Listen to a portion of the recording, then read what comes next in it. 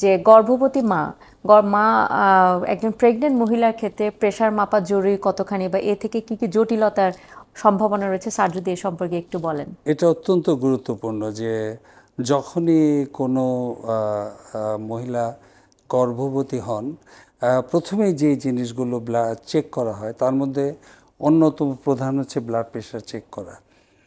এবং প্রথম সপ্তাহ থেকেই যারা অবস্টেট্রিশিয়ান বা গাইনোকোলজিস্ট আছেন তারা কিন্তু ব্লাড প্রেশার মনিটর করেন এবং লিখে রাখেন। তার মধ্যে একটা পোর্শন মা আছেন যারা আগে থেকেই কিছুটা উচ্চ রক্তচাপের রোগী ছিলেন, তারা ওষুধ খাচ্ছিলেন, প্রেগনেন্ট হয়েছেন, এখন তারা কি করবেন। আরেকটা হচ্ছে যে কখনোই আগে উচ্চ রক্তচাপ ছিল না, কিন্তু প্রেগনেন্ট হওয়ার পরে দেখা যাচ্ছে যে তাদের রক্তচাপ আস্তে আস্তে বেড়ে যাচ্ছে। এই দুই গ্রুপের মায়েরা আছে। তো যিনি আগে থেকেই উচ্চ রক্তচাপের রোগী ছিলেন এবং ওষুধ খাচ্ছিলেন, সেই সব মায়েদের প্রথমে একটা ধারণা হচ্ছে, একটা ব্যাপার হচ্ছে যে দুই গ্রুপের মায়েরই কিন্তু ব্লাড প্রেশার কন্ট্রোলে রাখতে হবে পুরো প্রেগনেন্সি। সেজন্য তাকে একটু ঘন ঘন ফলো আপে যেতে হবে, প্রয়োজনে 2 সপ্তাহ 4 সপ্তাহ পরপরই যেতে হবে, যাতে সব ব্লাড প্রেশার, ফিটাল মায়ের, গর্ভবতী মায়ের যে ইন্ট্রাউটেরাইন আছে, ফিট আছে, ও কীরকম আছে সেটা মনিটর করা হয়।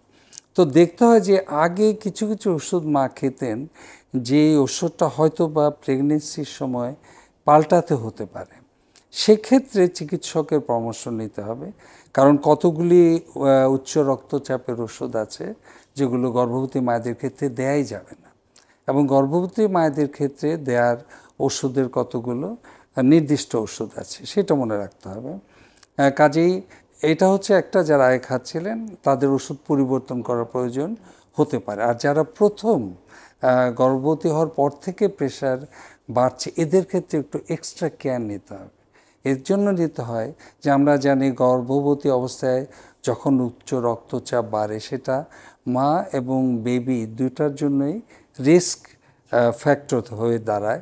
এবং প্রি অ্যাক্লামশিয়া যে টার্মগুলো আমরা জানি, যেখানে অত্যন্ত জটিলতার সৃষ্টি হয়, সেক্ষেত্রে এইগুলো যাতে আমরা অ্যাভয়েড করতে পারি, রোধ করতে পারি, সেজন্য ওই গ্রুপের মায়েদেরকে নিয়মিত মানে ব্লাড প্রেশার চেক করে একটা সুনির্দিষ্ট মাত্রায় রক্তচাপ রেখে দিতে হবে, একদম বাচ্চা ফুল টার্ম হওয়া পর্যন্ত, বাচ্চা হয়ে যাওয়া পর্যন্ত।